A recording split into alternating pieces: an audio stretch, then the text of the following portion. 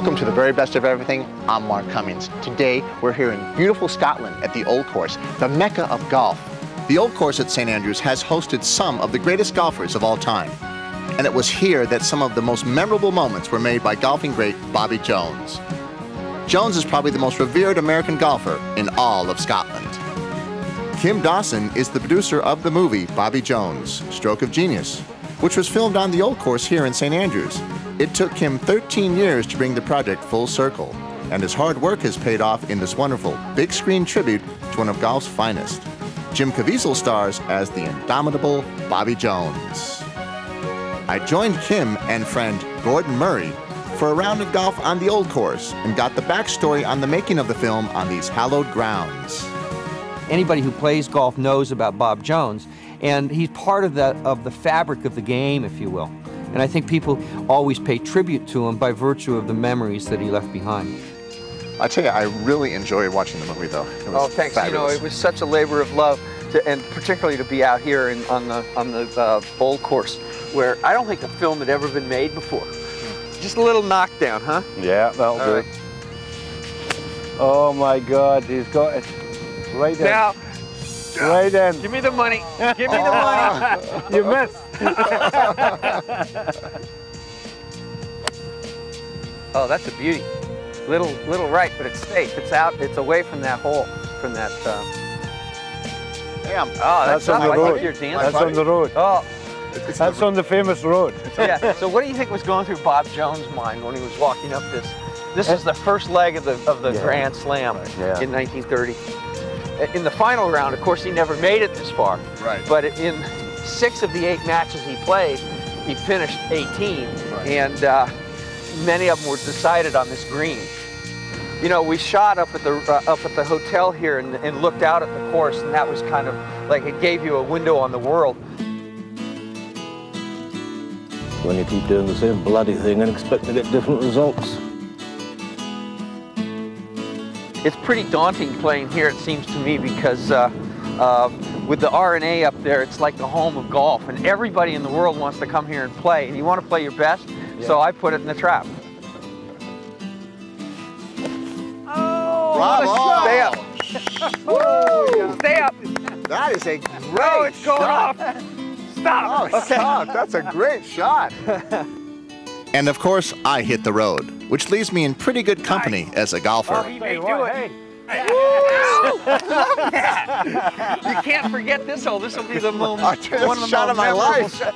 Actually, I'd give you that putt except for the thrill of sinking. I want to sink this All putt, right. though.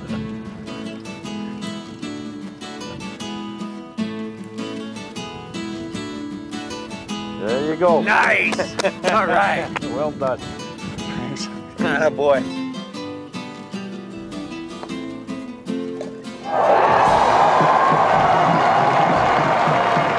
This bridge is so old. Tom Morris even walked over this bridge, so Oh man, this is like everybody, Memory this lane. is history. I mean, this is real history. everybody has been anything Although we in didn't golf. make history, but it was one of the best rounds I've ever played. Before there was Bobby Jones, there was old Tom Morris, one of golf's icons. He made a historic impact on every aspect of the game. His great-great-granddaughter, Miss Sheila Mould, still lives above his landmark shop. I happened to run into her, and she indulged my curiosity about the great old man. It was a tragedy because he outlived his wife, he outlived his 5 children, he outlived his son-in-law, and he outlived his daughter-in-law. So he outlived the whole lot. And then tragedy recurred again with the death of young Tom. He also was an Open champion, and he married, and his wife died in childbirth. So the wife died and the child died, and then young Tommy died on Christmas Day. Old Tom Morris played golf in and around St. Andrews for 80 years with his trusty caddy Bob in the late 1800s.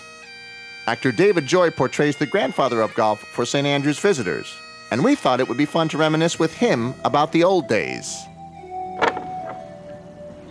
No, it's a shop closed for another day. A fine night, Bob. As you can see, I won 4 Open Championships, as did my son, Tommy. These are the clubs I would have used when I was in my prime. 6 clubs tucked under your arm and ready to play. A play club, that's your driver today. A long spoon, a short spoon, a cleek, a rutting iron, a baffy, and of course my putter. And I had 6 skilled craftsmen working in here, including Bob. Bob was a double winner of the Open Championship in 1876 and 1885, and still a registered caddy with me and a club maker.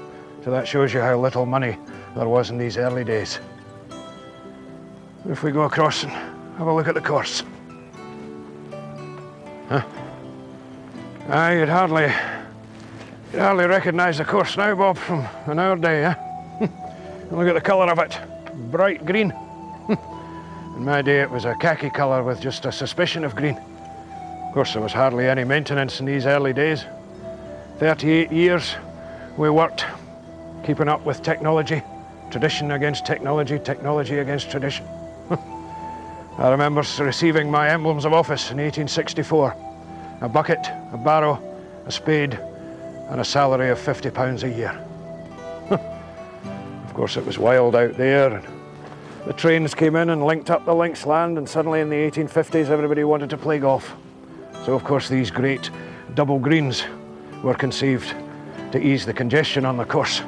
But now it's very hospitable, as you can see. And here we are on the balcony of the St Andrews Golf Club, which was instituted in 1843. I had the privilege of being its first honorary member in 1866. But time drives on, the infamous 17th green, where many a professionals come to grief.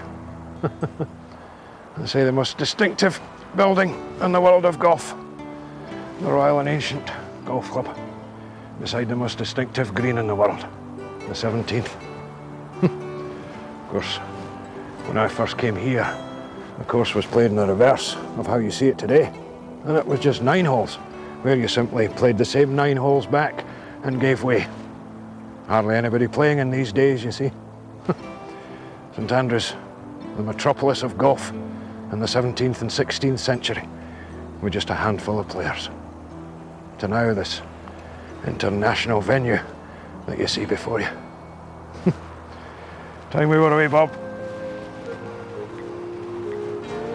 We'll be right back with more of the very best of everything right here in Scotland. Stay with us.